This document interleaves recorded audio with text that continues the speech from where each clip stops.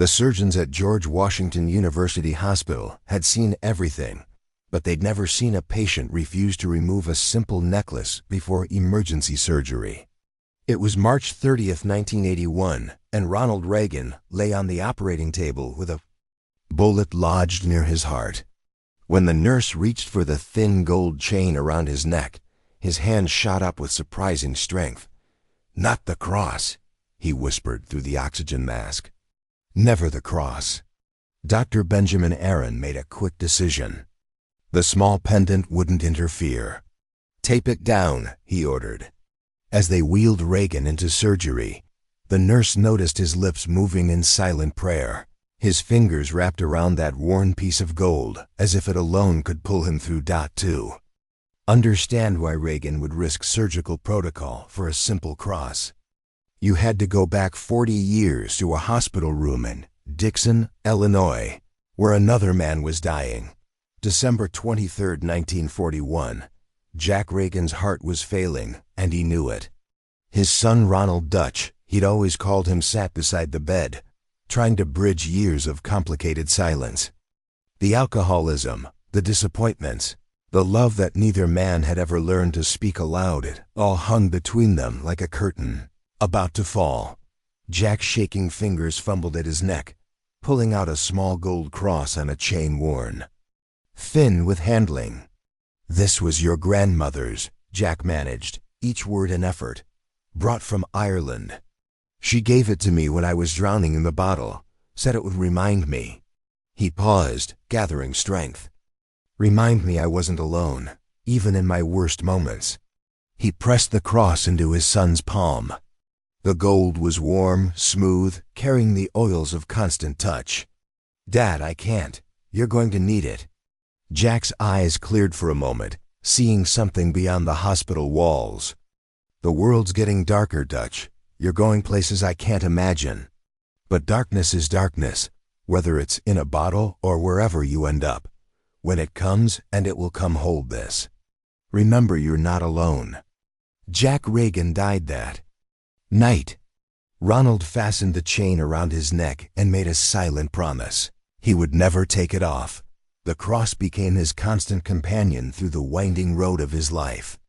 It pressed against his chest during long Hollywood days when he played heroes on screen while friends died as real heroes overseas. It was there the night his first marriage collapsed, when Jane Wyman looked at him across their dining table and said simply, "I don't know you anymore." The weight of failure crushed him then, but the cross reminded him that his father had known failure too and survived it. On March 4, 1952, Ronald stood before a judge with Nancy Davis, exchanging vows.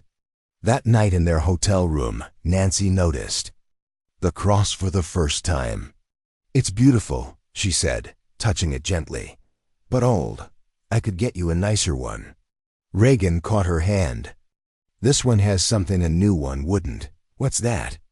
"The fingerprints of everyone who held on when letting go would have been easier." He smiled. "My grandmother's courage. My father's repentance. Every prayer I've prayed wearing it. You don't replace that. You add to it." Nancy understood. From that night forward, she would often see him holding the cross during difficult moments, never ostentatiously, always privately, like a man touching base with his truest self. The assassination attempt in 1981 marked a turning point. When Reagan woke from surgery, his first conscious act was reaching for the cross, making sure it was still there. Later, Nancy found him alone in his hospital room, the cross between his fingers. "I prayed for him," Reagan said quietly. "Who?" Hinckley. "The boy who shot me." His eyes were distant. "I was lying there, thinking I might die, and all I could think about was my father in that hospital bed, giving me this cross. How he found grace at the end. I prayed that boy finds it too, before it's too late." During his presidency, the cross became his private anchor in public storms. When 241 Marines died in Beirut, Reagan spent the night in the Lincoln bedroom, holding the cross, whispering their number over and over like a rosary of grief. When the Challenger exploded and he had to address a mourning nation, he clutched it before walking to the podium, drawing strength from its familiar weight. But perhaps the most profound moment came during a private meeting with Mother Teresa. In 1984, after their official discussion, she asked to speak with him alone. "Show me your cross," she said simply. Reagan was startled. The cross was always hidden beneath his shirt. But he loosened his tie and pulled it out. Mother Teresa took it in her weathered hands, closed her eyes. "This has known much pain," she said. "Your father's?" "Yes. How did you—" "We recognize each other, those of us who carry such things."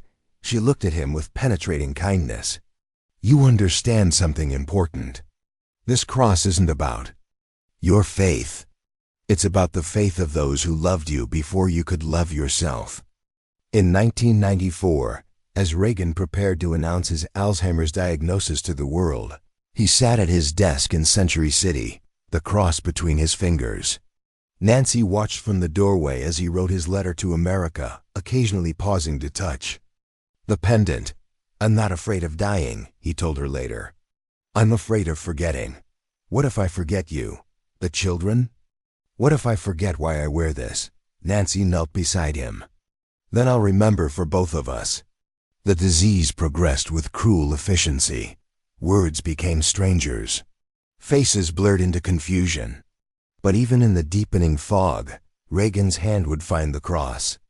It became his touchstone to a self that was slowly dissolving. One afternoon in 2003, Nancy found him struggling with his shirt, growing agitated. She rushed to help, but he pushed her hands away, pulling out the cross with trembling fingers. "For you," he managed, his eyes briefly clear. "When I go, you'll need it like I needed it, like Dad needed it." Nancy's tears fell freely. She understood. The cross had one more passage to make. On June 5, 2004, Ronald Reagan died with the cross still around his neck. Before they closed the casket, Nancy carefully removed it, feeling its weight, not just physical, but the weight of generations. She fastened it around her own neck, where it rested until her death in 2016. Today, the cross sits in a simple case at the Reagan Library. No velvet cushion, no dramatic lighting. Just a small piece of gold, worn thin by the hands of those who held it in their darkest moments and found somehow the strength to continue. Visitors often pass by quickly, drawn to grander artifacts. But sometimes someone stops, reads the simple placard, and understands. This wasn't just jewelry. It was a lifeline passed hand to hand across the years, from an Irish immigrant woman to her struggling son, from a father finding redemption to a son who would meet his own, from a president to his wife as his mind failed but his love remained. The cross bears no inscription, needs none. Its message is written in its worn surface, in the way the gold has been polished thin by desperate fingers, in the simple fact of its survival through so much loss and so much grace. Sometimes faith isn't about what we believe. Sometimes it's about what we carry. And sometimes the most profound inheritance isn't money or power or even wisdom. It's a simple object that says, "You are not alone. Others have walked this path. They survived. So will you." Reagan never took off his cross because he understood this truth in his bones. We are more than our individual struggles. We are part of an unbroken chain of those who loved us, prayed for us, and left us their strength to carry forward. In the end, that's what the cross was, not a symbol of faith, but faith itself. Faith that love transcends death. Faith that grace can be inherited. Faith that even in the darkest moments, we carry with us the light of those who came before. Hold onto what holds you. Jack Reagan told his son in 1941. Ronald Reagan held on for 63 years. And when he couldn't hold on anymore, he made sure someone else could. The cross waits now in its simple case, available to all who need the reminder. You are held. You have always been held. And you will never walk alone. But there were other moments, quieter ones, that shaped the cross's meaning in Reagan's life. In 1946, home from the war and lost in Hollywood's maze of ambition, Reagan found himself at a crossroads. His pre-war momentum had stalled. Younger actors were getting the parts he wanted. One night, sitting alone in his apartment, he pulled out the cross and really looked at it for the first time since his father's death. The gold caught the lamplight, and he noticed something he'd never seen before: tiny scratches on the back, almost like writing. He held it closer and made out letters. MF 1887, his grandmother, Margaret Fitzgerald, and the year she'd left Ireland. Reagan later told Nancy it was like hearing his grandmother's voice across the decades. A young woman, probably terrified, carving her initials into gold before crossing an ocean she'd never see again. Yet she'd made the journey, carried her faith to a new world, passed it down through generations until it reached him. I realized I was feeling sorry for myself over career setbacks, he said, while wearing the courage of a woman who left everything behind for a chance at something better. How could I do less? That revelation changed his approach to Hollywood. He stopped chasing parts and started taking stands against the communist influence in the Screen Actors Guild, for the rights of fellow actors, for principles over popularity. The cross had reminded him he came from people who risked everything for their beliefs. During the gubernatorial years in Sacramento, the cross witnessed private struggles the public never saw. When student protests turned violent at Berkeley, Reagan spent sleepless nights wrestling with how to respond. His staff would find him in his study at dawn, the cross in his hand, legal pads covered with crossed-out attempts at speeches. "I'm trying to find the words," he told aide Michael Deaver one morning, "that would make my father proud and my grandmother weep. Firm but kind, strong but understanding. The kind of words you'd want to hear if you were young and angry and afraid." The speech he eventually gave, calling for law and order while acknowledging the legitimacy of peaceful protest, bore the fingerprints of those pre-dawn wrestling matches with conscience and cross. But it was a smaller moment that perhaps best captured what the cross meant to Reagan. In 1976, after losing the Republican nomination to Ford, Reagan was devastated. He'd given everything to the campaign, believed he was destined for the presidency, and failed. The night of his concession speech, Nancy found him on their hotel balcony, the cross glinting in the moonlight. "You know what my father told me when he gave me this?" Reagan asked without turning. "He said darkness is darkness, whether it's in a bottle or wherever you end up. I think I understand now. Failure feels like drowning, doesn't it? Like my father must have felt with his drinking, like you can't breathe, can't see the surface." Nancy wrapped her arms around him from behind. But he found his way out. In his last 5 years, yes. Reagan turned the cross over in his fingers. Maybe that's the message. Not that we avoid darkness, but that we can find light even after years of being lost.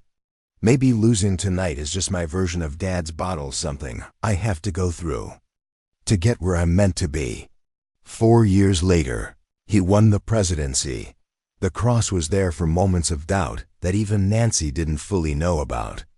During the depths of the Iran-Contra scandal, when Reagan genuinely couldn't remember what he'd known and when, he would sit alone in the Oval Office after everyone had gone home, holding the cross like a lifeline to his own integrity. "Am I lying? Or have I truly forgotten?" he wrote in his diary. "The cross feels heavier these days, as if it carries not just family history, but the weight of every decision I can't quite recall making. Dad's memory failed him too, at the end. Is this my inheritance, not just his faith but his failures?" Yet he never removed the cross, even when it seemed to accuse him. That too was part of his inheritance, the stubborn refusal to let go of faith, even when faith seemed to highlight his flaws. When Reagan first noticed the signs of his coming decline, forgetting names, losing words mid-sentence, he didn't immediately tell Nancy. Instead, he spent a long night with the cross, turning it over and over in his fingers like worry beads. The next morning, he made an appointment with the doctors. But first, he wrote a note and tucked it into his desk drawer. The cross remembers what I forget. It carries the prayers of those who loved me before I was born and will love me after I'm gone. When I can no longer remember why I wear it, please, don't take it off. It's not mine to lose. It belongs to the story that continues after me. Nancy found that note years later, after his death, and wept. During the middle stages of Alzheimer's, there were moments of startling clarity, often connected to the cross. One afternoon, Reagan's secretary Kathy Osborne visited. Reagan didn't recognize her, was agitated and confused. But when she mentioned she was going through a divorce, his hand went to the cross and his eyes cleared. "My father gave me this when he was dying," he said, as if continuing a conversation from minutes rather than years before. "He said it would remind me I wasn't alone in dark places." "You're not alone, Kathy. Remember that." Then the fog rolled back in, and he returned to confusion. But for that moment, the cross had been a bridge to his essential self, the man who comforted others even when he couldn't remember their names. The cross witnessed the quiet heroism of Reagan's final years. As words abandoned him, as faces became strangers, as the world narrowed to a few familiar rooms, the cross remained constant. Nancy would often find him holding it, not praying, he'd lost those words too, but simply holding, as if the metal itself was memory enough. "What are you thinking about?" she'd ask gently. Sometimes he'd say, "Ireland," though he'd never been. Sometimes father, though Jack had been dead for 50 years. Sometimes just home, and Nancy never knew if he meant Dixon or heaven or something else entirely. But always, his face would be peaceful when he held the cross, as if it connected him to something larger than his failing mind could grasp. One day near the end, when even Nancy's face was unfamiliar, she tried to help him with his shirt, and he pulled away, agitated. But when her hand accidentally brushed the cross, he grabbed her fingers and held them there, against the warm metal. "Important," he managed. Just that one word. But in it was everything: generations of faith, decades of marriage, a lifetime of holding on when letting go would have been easier. "Yes," Nancy whispered, "important." They sat like that for an hour, her hand over his, both touching the cross that had traveled from Ireland to Illinois, to Hollywood to Washington, and finally, to this quiet room where a great man was becoming a child again. And in that silence, Nancy felt the presence of everyone who had ever held this cross: Margaret Fitzgerald leaving Ireland, Jack Reagan fighting his demons, Ronald finding his way through darkness both political and personal. After Reagan's death, Nancy wore the cross every day of her remaining life. But she added her own ritual. Each morning, she would hold it and speak aloud to Ron, to God, to herself. She was never quite sure. "Help me be strong today," she would say. Like Margaret was strong leaving Ireland. Like Jack was strong leaving the bottle. Like Ronnie was strong facing bullets and criticism and the theft of his own mind. "Help me carry this forward." When Nancy knew her own time was drawing close, she made arrangements for the cross. Not to family, that would have been too limiting. Instead, to the Reagan Library, where it could belong to everyone who needed its message. "This cross," she wrote in the donation letter, "has been worn by those facing immigration, alcoholism, divorce, assassination, political failure, and the long goodbye of dementia. It has no power except what we give it, the power to remind us we're part of a story larger than ourselves. May it continue to remind people that inheritance isn't about money or property, but about the strength we pass from hand to hand, heart to heart, across the years." Today, docents at the Reagan Library tell visitors the cross is their most requested artifact. Not the piece of the Berlin Wall, not the presidential podium, but this simple gold cross worn thin by holding. They come for different reasons. A young Irish-American woman traced her family's immigration story and stood crying before the case, seeing her own great-grandmother's courage reflected in Margaret Fitzgerald's journey. A recovering alcoholic spent an hour just looking at it, thinking about Jack Reagan's final 5 sober years and finding hope for his own recovery. A woman facing her husband's Alzheimer's diagnosis touched the case and whispered, "Show me how to do this with grace." The cross speaks to each of them differently, but the message is always the same. You are not the first to face this darkness. Others have walked this path. They survived, and so will you. On quiet mornings, before the crowds arrive, the security guards report something strange. The cross seems to catch the light differently, as if it's still moving, still being turned over in invisible fingers. They joke that it's Reagan's ghost, still holding on, but maybe it's simpler than that. Maybe some objects absorb so much love, so much desperation, so much hope, that they never really come to rest. They continue their work of connecting and comforting, of bridging the gap between past and present, between the living and the dead, between despair and hope. The cross waits in its case, simple and small and worn. It makes no promises except presence. It offers no answers except endurance. It holds no power except memory. But sometimes that's enough. Sometimes all we need is the reminder that others have carried what we carry, have survived what we're surviving, have found light in the darkness we're facing.